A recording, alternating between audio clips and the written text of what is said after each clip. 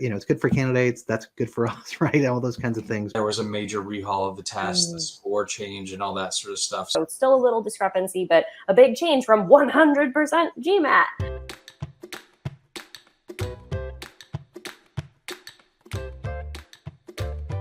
I think it's kind of interesting. I wanted to ask both of you, have you had any pushback from schools themselves? Candidates obviously have opinions, seeing some of them in the chat, but wanted to talk about school. Jay, I'm curious for on the GRE side of things. I know it's a less significant change, same score scale, Did you get any pushback from schools? None that I've directly encountered myself or heard from my my colleagues.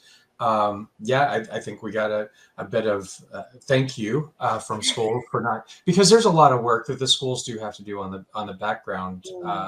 They different test types and whatnot. They have to build different fields in their databases and things like that. So it was more okay, great. And let's be honest, the GRE has been out in business schools for maybe, I would say, starting about 2010, really starting to roll out. And so they're getting GMAT's been around forever. So it's like, okay, we're glad we got down the GRE now. We're glad we don't have to learn a whole new version of that.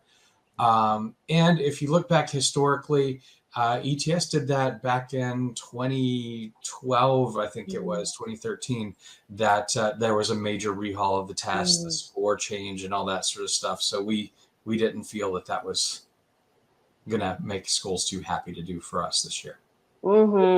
Yeah, no, that makes sense. That's a new relationship. That leads to my next question, which maybe this one's a little spicy. But I wanted to talk about, we're talking mostly about business school here, right? Obviously the GRE is accepted more broadly for other types of programs, but we're talking about business schools and MBAs and masters in business specific disciplines. And like you mentioned, since like 2010, which is recently in the world of admissions, right? The GRE has become more widely accepted by business schools. We're seeing more and more applicants. I have a number that I'm going to say, and please either of you correct me if I'm wrong, but it's my understanding that around 30% of business school applicants are applying with a GRE score, whereas the rest would be applying with a GMAT score. So it's still a little discrepancy, but a big change from 100% GMAT. And I wanted to talk about this. What do we think prompted that shift? And is there a difference is there something in how the test has changed, or how business school has changed, or how the world has changed that makes the GRE more relevant for business schools than it used to be? Well, I'll take a stab at that. First of all, I think the 30%, we haven't got all the numbers together for this last incoming class. So that's probably a bit over a year old at this point. It's gone up a little bit every single year, but it also, program type is very different. So when you say business school, that may be true for MBA, but I will say in business analytics, we're seeing programs where majority of folks are taking the GRE. So it really depends. Look at your program, look at the school. It's all different. I will say that both when I was, I mentioned two schools where I was director of admissions. And in both of those schools, I was the one leading the charge to accept the GRE. The market was doing it as a whole, and it was, one, our competitive schools were doing it. But two, I think the really big reason why schools started doing it in the first place was to cast a wider net. Being an undergraduate liberal arts major, the GMAT was a little intimidating for me.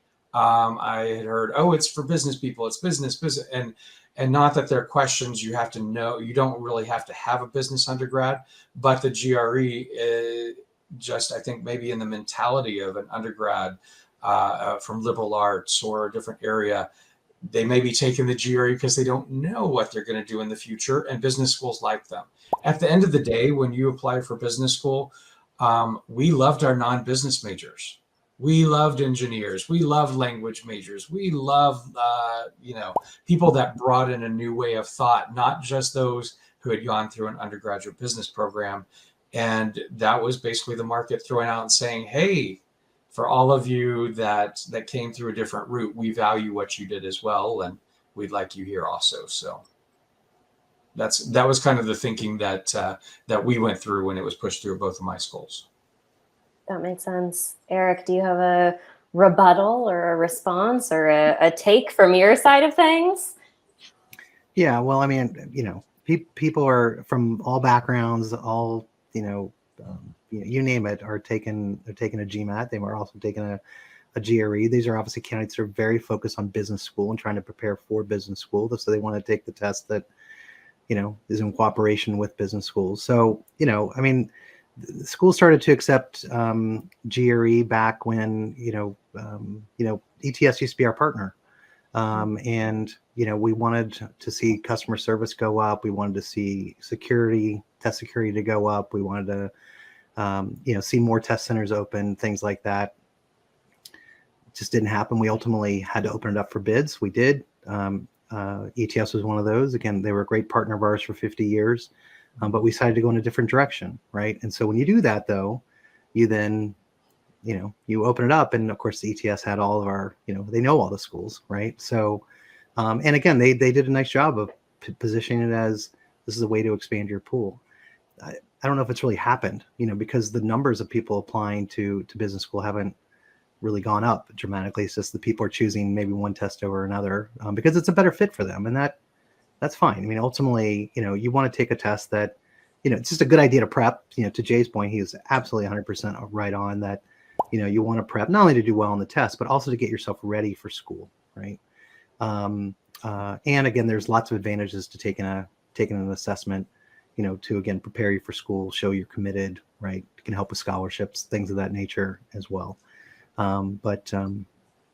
Yeah, it's starting to stabilize. I mean, I think, it's sort of interesting. I mean, it's, again, candidates are choosing to take the test that they feel most comfortable with, that they think will helps them with what their end goal is.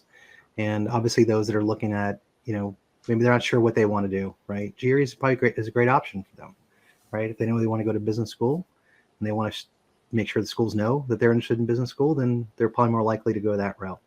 But again, there are options. Every school is going to,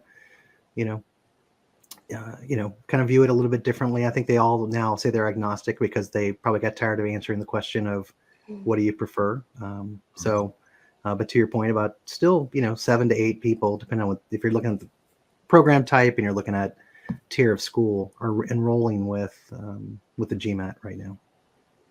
So now I thought it was interesting. Jay's point about data analytics was really interesting because, you would think that those would be, and I think our data, I mean, maybe we're looking at different data, but, because of the kind of quant part of data analytics, they're more likely to look at a GMAT as a better option for them to make their case that they're, hey, I'm ready. I'm right. I'm comfortable with this stuff, right? I see this a lot, right? Okay, prove it, right? So interesting stuff, especially with the new data insight section of it. I'm interested to see how that section plays in with admissions. Sure.